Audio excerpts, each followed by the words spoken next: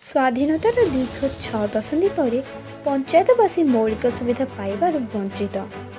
ଆମେ କହୁଛୁ ସୁନ୍ଦରଗଡ଼ ଜିଲ୍ଲା ରାଜବାହାଲ ପଞ୍ଚାୟତର ୟୁନିଆନି ଗାଁ, ଯାହାକି ସରକାରଙ୍କ ଦୃଷ୍ଟି ଆଢ଼ୁଆଳରେ ରହିଯାଇଛି।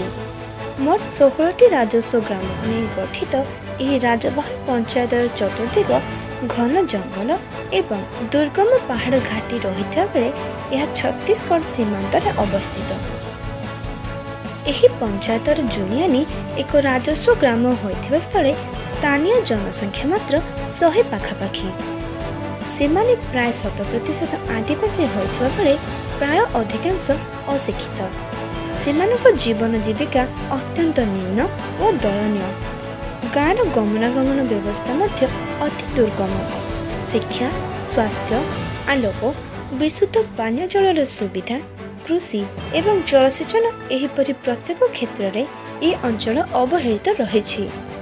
ଜଙ୍ଗଲଜାତ ଦ୍ରବ୍ୟ ଓ ଅଣ ଜଳସେଚିତ କୃଷି ଉପରେ ନିର୍ଭର କରି ଚଳନ୍ତି ଗ୍ରାମବାସୀ। ତେବେ ସେମାନଙ୍କ ଜୀବିକାର ମୁଖ୍ୟ ସ୍ରୋତ ଜମି ଟିକକ ମଧ୍ୟ କେତେକ ଜମି ମାଫିଆ ଲୁଟି ନେଇଥିବାରୁ ଗ୍ରାମବାସୀମାନେ ଏବେ ଖୁବ୍ ଚିନ୍ତାରେ। ଏହି ଆଦିବାସୀ ଅଧ୍ୟୁଷିତ ଦୁର୍ଗମ ଘାଟି ତଥା ଉପାନ୍ତ ଅଞ୍ଚଳ ପ୍ରତି ପ୍ରଶାସନର ବୈମାତୃକ ମନୋଭାବ ଯୋଗୁଁ ଏହି ଅଞ୍ଚଳ ତଥା କଥିତ ସଭ୍ୟତାଠାରୁ ଆଜି ବହୁ ପଛରେ ପଡ଼ିଯାଇଛି।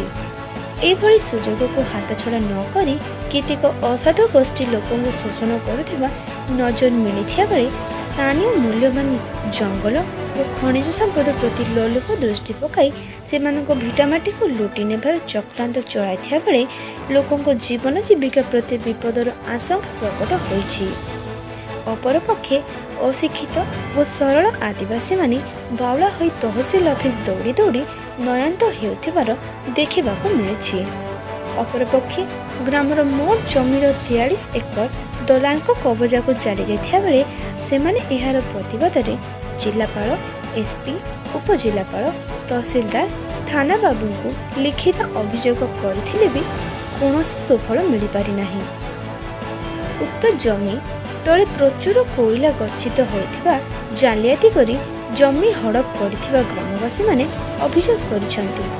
ଏହି ପରିସ୍ଥିତିରେ ନିରୀହ ଗ୍ରାମବାସୀ ମାନସିକ ଚିନ୍ତାରେ କାଳ କାଟୁଥିବା ବେଳେ ସରକାରୀ ପଦକ୍ଷେପକୁ ଅପେକ୍ଷା କରି ଚାହିଁ ବସିଛନ୍ତି। ତେବେ ଦଲିବାଲିରେ ହୋଇଥିବା ଜମି ଜାଲିଆତିର ମାଷ୍ଟର ମାଇଣ୍ଡ ଏହି ଜାଲିଆତିର ପୁଣି ମାଷ୍ଟର ମାଇଣ୍ଡ ବୋଲି ଜଣାପଡ଼ିଛି। ତେବେ ଉପାନ୍ତ ଅଞ୍ଚଳରେ ଚାଲିଥିବା ଏଭଳି ମାଫିଆଙ୍କୁ ରୋକିବା ସହିତ ଆଦିବାସୀମାନଙ୍କ ଜୀବନ ଓ ଜୀବିକା ସାଙ୍ଗକୁ ସ୍ଥାନୀୟ ପ୍ରାକୃତିକ ପ୍ରାଚୁର୍ଯ୍ୟର ସୁରକ୍ଷା ପ୍ରତି ଜିଲ୍ଲା ପ୍ରଶାସନ ଏବଂ ସ୍ଥାନୀୟ ଆଦିବାସୀ ନେତା ଗୁରୁତ୍ୱ ଦେବାକୁ ବିଭିନ୍ନ ମହଲରୁ ଦାବି ହେଉଛି। ବ୍ୟୁରୋ ରିପୋର୍ଟ, ଉତ୍କର୍ଷ ନ୍ୟୁଜ୍।